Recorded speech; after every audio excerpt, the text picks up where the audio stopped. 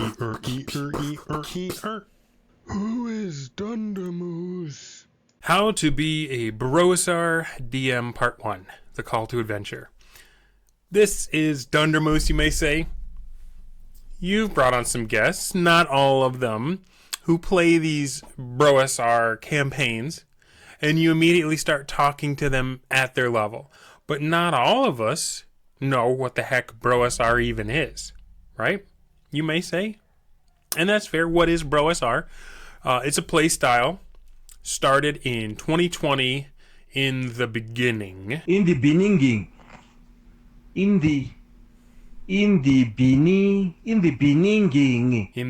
of the pandemic by a group of combative purists who set out to play AD&D 1E rules as written. All the rules. Even the awkward or weird or cumbersome ones, to see what has changed from the original to the far removed iteration enjoyed by the mainstream of players today. Encumbrance, coin weight, GP for XP, training costs, healing times, all of it. One astounding rediscovery was one-to-one time. That is, when the table play is over, 1 day passes in the game world for each day that passes in the real world. This permits downtime activities to occur over text or email. You remember that really annoying Critical Role episode where everyone was just shopping for gear? What if that had been an email and everyone had just shown up on game night ready to raid? If you want to know more, there's links down in the description for what is the BROSR. Smarter minds than mine have more eloquently described it. So I encourage you to go click on those links if you still aren't sure what this whole thing is and hear them out. However, if you are one of the literally dozen of people who are watching this, you probably already know what BROSR is. Are you BROSR curious? Unsatisfied to let unhinged bullies on X.com have all the fun? You want to tap into that deep magic. You want to tap into it yourself and experience the gains that no tiefling rogue will ever fathom.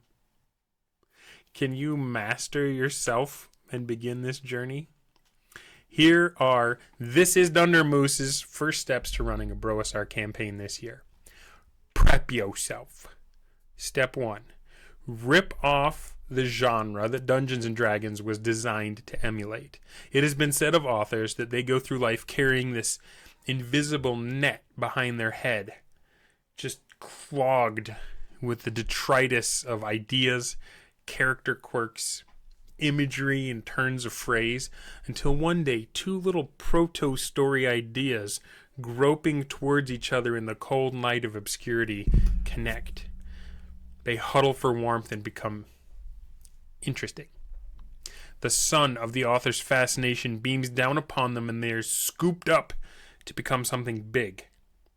As a DM, you need a bunch of good crap in your subconscious. Little bits and bobs that can connect when needed to generate fascination in your world. So the first step to DMing like a bro this year is to steep yourself in Appendix N books. Soak in the characters and situations therein. Clog that stuff in your noggin net. Once loaded, your mind will be able to fire those puppies off like a belt-fed grenade launcher. Let me share with you some examples. When I was playing in Broriental Adventures, and I was a patron who was in charge of, I was Banan the Far Glider, and I was in charge of this palace.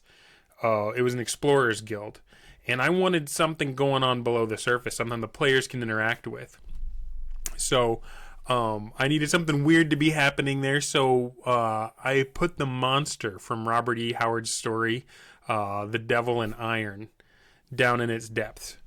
I just had this giant, what seemed to be a statue of a creature lying there with a magical dagger on its chest. And what adventurer can resist just plucking that dagger?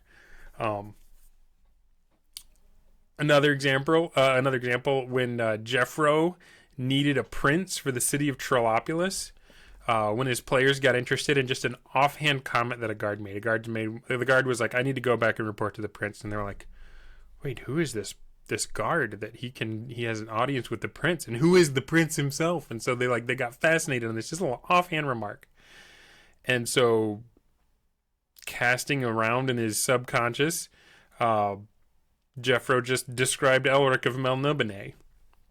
Man, if Jeffro only knew the complications that last minute flail was going to set up, not just for Trollopolis, but a bunch of campaigns had to deal with the fallout of Elric and his sword Stormbringer being introduced into the game. Recently, I was playing, it wasn't even a BROSR campaign, I was just DMing an adventure called The Black Worm of Brandonsford. And we weren't even playing D&D, we were playing Forbidden Lands. But my PCs had gotten themselves whisked to another dimension or another land through a magical tapestry. And so I just grabbed Black Worm of Brandonsford, and they came across a hut in the woods with a witch in it, the witch's hut. And because I had read 3 Hearts and 3 Lions by Poul Anderson, I immediately knew not only what the witch wanted, but I knew how she spoke, her mannerisms. That's the kind of stuff I'm talking about. Reading these Appendix N books will put central casting in your cerebellum. Step 2, lift weights. I know, New Year's, you were going to do this anyway, right? I'm serious. Walking the path of the BROSR is not easy. People will come against you online.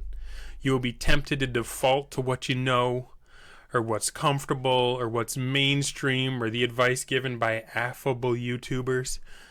The gym is the iron temple where you come up against your limits and you learn again and again not to wimp out. Also, being a D&D player is socially repellent to women. You need to compensate by making yourself more attractive. A side benefit is that weightlifters get in the habit of showering often, which is antithetical to conventional RPG play. Step 3. Buy physical copies of the Advanced Dungeons & Dragons First Edition Player's Handbook and the Dungeon Master's Guide and the Monster Manual.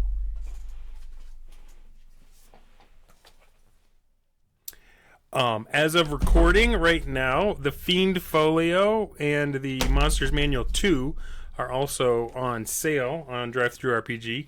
That's where I got these hard copy. These are just print-on-demand books. So you're going to want to get copies of them, and you're going to want to read them cover to cover. So here's your recommended reading order. First, the Monster Manual. You're going to want to read the opening text, a few entries, and the tables at the end. Treasure and encounter and that kind of stuff. You can go back and read all the entries later. The next thing you're going to want to read is the Player's Handbook, cover to cover. You can skip the spells section for now, but again, come back and read them all later. And then read the Dungeon Master's Guide with the Player's Handbook side by side. You'll see that they seem to line up section for section. So you'll eventually following this method, you'll get PHP twice, and the second time you're going to be going through while you're getting player side and DM side at the same time. You're going to want to read it with a notebook. You're going to want to jot down the intricacies of surprise, initiative, combat. You're going to want to record the rules that surprise you. All right, do any of the rules go against your current understanding of how this stuff is supposed to go? Write those down. Do this even if you're going to be playing another system. The lost principles are in these works, and you're going to need to uncover them and understand them before you can apply them to another system. And as of the point, at the point that I'm recording this, the only recommended other system besides AD&D First Edition is Adventure Conquer King system. Hashtag Poplar Crowd. If you know, you know. And then that brings us to step 4. Our final step in the prep phase. Prepping for no prep, if you will. learn from the Patriarchs. You need to read Jeffro Johnson's blog on Trilopulus. Start at the beginning on April 2, 2020. The post is entitled "The Hole in the Sky." Is the first session that Jeffro started running AD&D First Edition rules as written, and this is, as far as I can tell, this is the actual beginning of the BROSR. They didn't call it that back then. Just a bunch of guys in the very beginning depths of the world-changing pandemic saying, we're going to try to play this game as if we were asked to play test the rules that Gary gave us. Not making Gary Gygax a saint, not saying that everything he said before or after is sacrosanct. We just looking at the document. A lot of people who have the people that'll come against you online will say, well, Gary never played that way. Or Gary posted such and such on a forum later. It's fine. The BROSR will say, we play D&D better than Gary Gygax. Because that's how they roll. That's what they'll say. But no. Read the blog, because, in my silly little song, I said the BROSR Bro blogs receipts. This is them experimenting with this stuff and telling you what happened and the results of what happened when they started using one-to-one time. And how did that impact player fascination? That's one of the things I've learned about Jeffro. One of his driving motivators is how into it are his players. And if he feels that interest waning or flagging, waning or flagging, or wagging, it hits him hard. He's a DM that cares about the engagement of his players. So start there. Read it up to the present. You can skip the non-Trilopulus entries. There's a bunch of stuff in there. I mean, I'm sure he'd want you to read the whole thing. But if you're just interested in what happened as they were figuring it out, later on you might have to start going to the Machador sessions. As of, I'd say, August 2022 maybe is when he started DMing in Trilopulus. That's the crazy thing about BROSR campaigns is you don't need to have just one DM running it the whole time. You'll even see in Trilopulus how Fluid the Druid took over for a while. So that's one of the ones. One of the Patriarchs you need to learn from. The other one is B-Dubs. Dubs are own. B-Dubs and Dragons.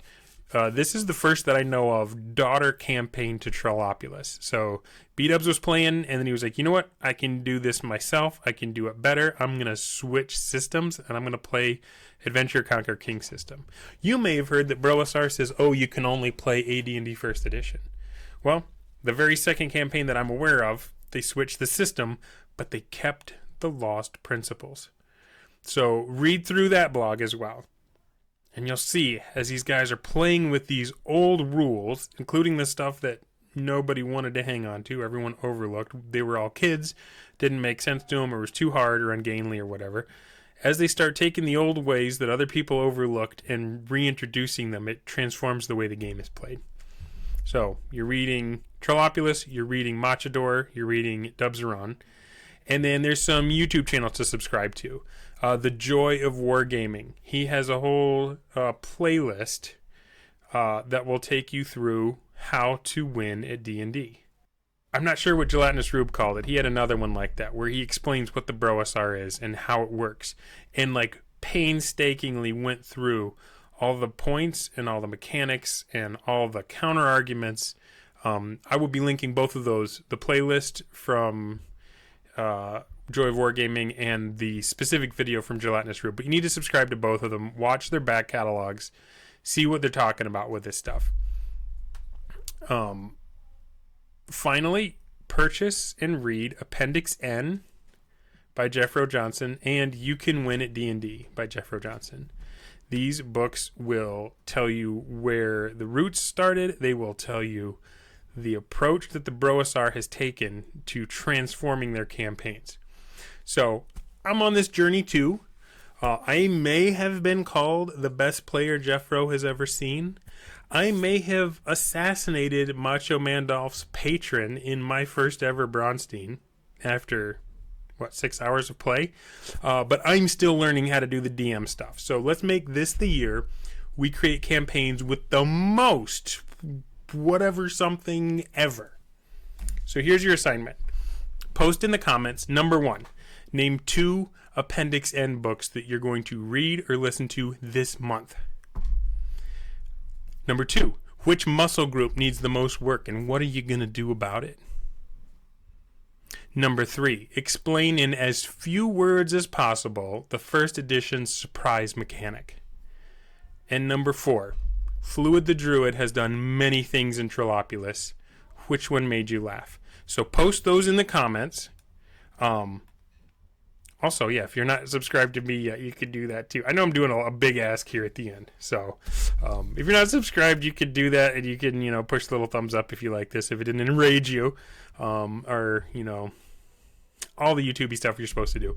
I'll see you next time for part 2, because we didn't even get into actual playing, right? This is all the stuff that you need to cultivate the fortitude and the mindset and the resources to be able to tackle this. None of these things are playing D&D. I get that, but you don't start a marathon by running. You start with preparing your mind and body. You got to prep for the no prep. So let's get ready for what comes next, and I'll see you next time for part 2.